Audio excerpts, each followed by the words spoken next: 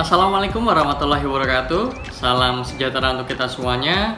Om Swastiastu, Namo Buddhaya, salam kebajikan. Sebelumnya perkenalkan, nama saya Bastian Widiatama. Saya merupakan peserta Latsar CPNS di lingkungan Pemprov DKI Jakarta di tahun 2022 dari angkatan 158 dan kelompok 2.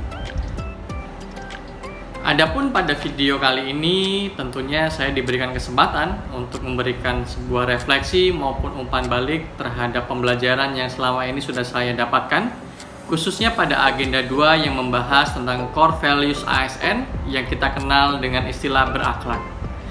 Dan adapun tutor pada agenda kedua ini adalah Bapak Raditya Teguh Handalani, SAP ME. Baik, di dalam video ini saya ingin memaparkan 3 hal dasar, yaitu tentang pertama adalah apa yang sudah saya dapatkan selama proses pembelajaran Latsar, tentunya yang terkait dengan core values ASN berakhlak. Kemudian yang kedua adalah saya ingin sedikit berbagi cerita bagaimana kendala-kendala yang muncul selama proses pembelajaran. Dan yang ketiga tentunya adalah berbagai upaya yang telah saya lakukan untuk mengatasi kendala-kendala tersebut. Baik, masuk dalam poin yang pertama, yaitu tentang apa yang sudah saya dapatkan selama dalam proses pembelajaran. Yang pertama adalah saya memahami bagaimana kita sebagai ASN memiliki 3 fungsi utama sebagaimana diamanatkan dalam Undang-Undang Nomor 5 Tahun 2014, yaitu terkait dengan aparatur sipil negara. Di dalam undang-undang tersebut dijelaskan bahwa ASN memiliki 3 fungsi, yaitu yang pertama sebagai pelaksana kebijakan, kemudian yang kedua sebagai pelayan publik, kemudian yang ketiga adalah sebagai perekat dan pemersatu bangsa. Nah, tentunya dalam menjalankan fungsi-fungsi ASN tersebut, kita dan saya pribadi dibekali dengan banyak materi yang tentunya bermanfaat untuk menjalankan fungsi tersebut ke depan. Dan selanjutnya, dalam menjalankan fungsi-fungsi ASN tersebut, tentunya kita dibekali dengan kemampuan terkait dengan analisis isu kontemporer. Nah, di dalam pembelajaran ini, Bapak Raditya Teguh Handalani menjelaskan banyak hal bagaimana kita sebagai seorang ASN dapat menganalisis sebuah isu. Nah, tentunya dalam proses pembelajaran, saya pribadi masih sedikit mengalami kebingungan untuk membedakan antara isu dan masalah. Namun dalam pembelajaran sinkronus yang disampaikan langsung oleh Bapak Raditya, hal yang saya pahami bahwa isu dan permasalahan itu merupakan 2 hal yang berbeda, di mana ada 3 ciri khas yang bisa kita ambil ketika kita menganalisis sebuah isu. Yang pertama, bahwa isu itu bersifat viral, ya, di mana isu ini bisa menjadi pembicaraan banyak orang. Kemudian aspek yang kedua adalah bahwa isu ini bisa bersifat netral, bisa bersifat positif, dan dapat juga bersifat negatif. Dan yang ketiga adalah isu ini sesuatu yang belum tentu terjadi, sudah terjadi maupun akan terjadi. Sehingga ini berbeda konteks dengan masalah. Ketika kita menjelaskan tentang masalah, berarti masalah itu biasanya bersifat negatif dan tentunya sudah terjadi dalam kehidupan kita sehari-hari. Nah, yang menjadi pertanyaan adalah mengapa kemudian kompetensi analisis isu ini menjadi penting untuk dibekali kepada para ASN. Tentunya sebagai seorang ASN, kita memiliki kewajiban untuk dapat memberikan solusi, memberikan alternatif, dan jawaban atas segala permasalahan yang muncul di dalam kehidupan kita sehari-hari, khususnya dalam memberikan pelayanan publik kepada masyarakat. Materi selanjutnya yang juga menjadi intisari dari agenda yang kedua di kelas Bapak Raditya Teguh Handalani adalah terkait dengan core values ASN, yaitu berakhlak.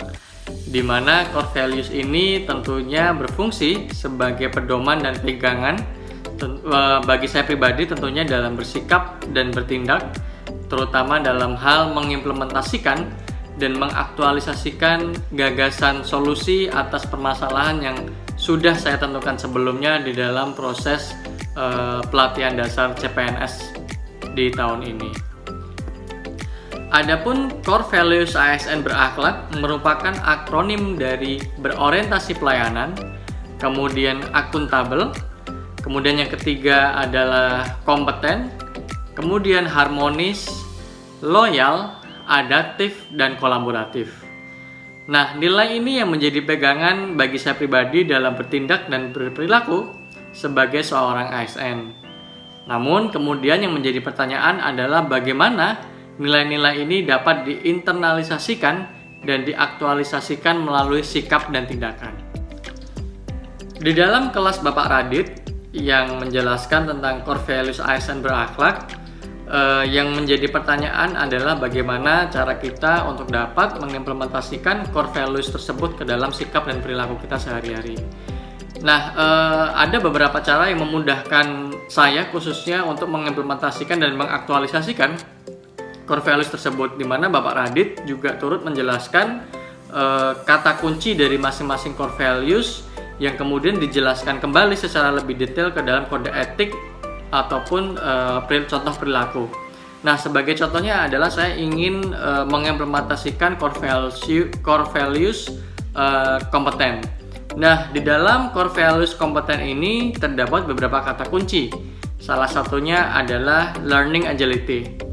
Nah, di dalam learning agility ini salah satu contoh atau sikap perilaku yang dapat ditunjukkan oleh seorang ASN adalah bagaimana seorang ASN tersebut dapat berantusias untuk senantiasa meningkatkan kompetensi dirinya dalam menghadapi berbagai tantangan yang senantiasa berubah di era seperti saat ini. Nah, ini adalah contoh perilaku yang dapat saya lakukan adalah ketika saya mengikuti podcast Rabu Belajar yang diselenggarakan oleh Pemprov DKI Jakarta. Nah, selama proses pembelajaran tentunya saya mengalami beberapa kendala. Salah satunya adalah ketika saya memasuki tahapan pembelajaran MOOC, di mana pada saat itu saya harus mempelajari secara pribadi modul-modul yang sudah disediakan di dalam MOOC terkait dengan nilai dasar ASN yaitu berakhlak. Kendala yang saya alami adalah sebenarnya bagaimana cara mengimplementasikan nilai-nilai tersebut ke dalam perilaku kita sehari-hari.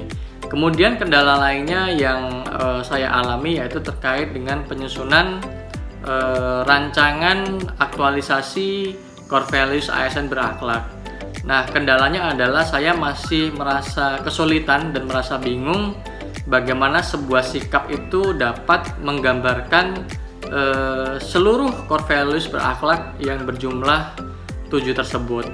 Nah, kendala ini yang kemudian juga saya alami ketika mengerjakan tugas tentang rancangan aktualisasi core values ASN tersebut. Dari beberapa masalah yang telah saya sampaikan sebelumnya, saya merasa bahwa beberapa kendala tersebut dapat diatasi. Salah satunya melalui penugasan yang diberikan oleh Bapak Radit kepada saya untuk mencari dan menganalisis sebuah video yang di dalam video tersebut mencerminkan contoh-contoh penerapan dan pelanggaran terhadap nilai dasar ASN berakhlak. Jadi terkait dengan kendala yang kedua, sebenarnya hal ini sudah cukup jelas dijawab oleh penjelasan Bapak Radit pada sesi sinkronus melalui Zoom meeting, di mana Bapak Radit menjelaskan cara untuk mengimplementasikan nilai dasar ASN ke dalam perilaku kita sehari-hari, khususnya dalam rancangan aktualisasi nilai berakhlak.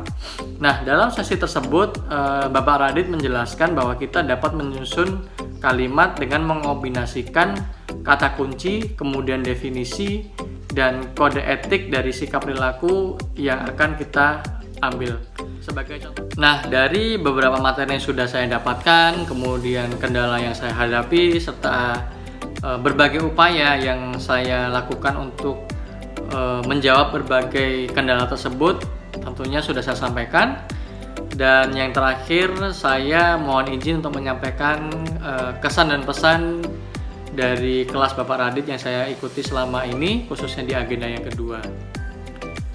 Kesan yang pertama terkait dengan Bapak Radit sebagai tutor saya, yang pertama adalah antusiasme Bapak Radit sebagai pengajar, sebagai tutor dalam memberikan materi kepada peserta latsar. Antusias dan semangat yang begitu tinggi inilah yang kemudian cukup sukses untuk juga membawa saya senantiasa bersemangat dalam mengikuti kelas yang diampu oleh Bapak Radit. Nah, hal ini tentunya menjadi berharga bagi saya karena selain berorientasi terhadap pelayanan, apa yang ditunjukkan oleh Bapak Radit menjadi inspirasi tersendiri bagi saya ke depan, khususnya sebagai seorang ASN. Kemudian yang kedua adalah menurut saya Bapak Radit cukup memudahkan kami dalam memahami materi yang menurut saya cukup banyak, namun oleh Bapak Radit dapat diringkas menjadi sesuatu yang lebih mudah dipahami. Dan sampai saat ini 3 hal yang masih selalu saya ingat dari agenda 2 yang diampu oleh Bapak Radit, yaitu terkait dengan core values ASN berakhlak, di mana dalam agenda ini Bapak Radit menyampaikan 3 hal penting nih yang selalu saya ingat sampai dengan yang sekarang, bahwa yang pertama, core values ASN berakhlak ini tidak hanya dapat diimplementasikan melalui kata-kata, tidak hanya dapat diimplementasikan melalui janji semata, namun sebagai seorang ASN, core values ini harus diimplementasikan secara nyata melalui sikap dan tindakan. Itu yang pertama, sehingga bukan hanya janji tetapi juga bukti. Kemudian yang kedua adalah implementasi dari core values ASN berakhlak ini, kita perlu memperhatikan konten dan konteksnya, sehingga perilaku dan sikap kita selama menjadi ASN ini sesuai dengan konteksnya. Kemudian yang ketiga yaitu terkait dengan ilmu air. Nah, 3 hal ini yang akan saya selalu ingat ketika mendiskusikan tentang core values ASN, dan tentunya dalam mengaktualisasikan nilai-nilai tersebut ke dalam kehidupan saya sehari-hari, khususnya sebagai seorang ASN. Selanjutnya, saya ingin mengucapkan terima kasih dan apresiasi kepada Bapak Radit sebagai tutor saya, karena dalam sesi sinkronus yang terakhir di mana tugas-tugas sudah dikumpulkan, Bapak Radit mereview semua tugas yang dikumpulkan oleh peserta latsar. Nah, di dalam proses review itulah kemudian saya terbantu oleh masukan dan input dari Bapak Radit, sehingga saya mengetahui persis hal-hal mana saja dari tugas-tugas saya yang perlu untuk dikembangkan lebih jauh, tentunya untuk mendapatkan sebuah produk rancangan aktualisasi nilai yang ke depan menjadi lebih baik lagi. Yang terakhir terkait dengan masukan saya, terus terang ini bukan untuk Bapak Radit, tetapi masukan ini lebih kepada teknis penyelenggaraan sinkronus, di mana dengan antusiasme yang tinggi dari Bapak Radit maupun saya sebagai peserta, saya rasa proses atau sesi sinkronus ini dapat ditambahkan durasi waktunya. Sebagai contoh, pada sesi yang terakhir, sinkronus ini hanya mencakup 3 JP atau 3 jam pelajaran. Menurut saya, ketika durasi ini lebih panjang, maka sebenarnya akan banyak hal lagi yang dapat kita diskusikan dan kita bahas bersama.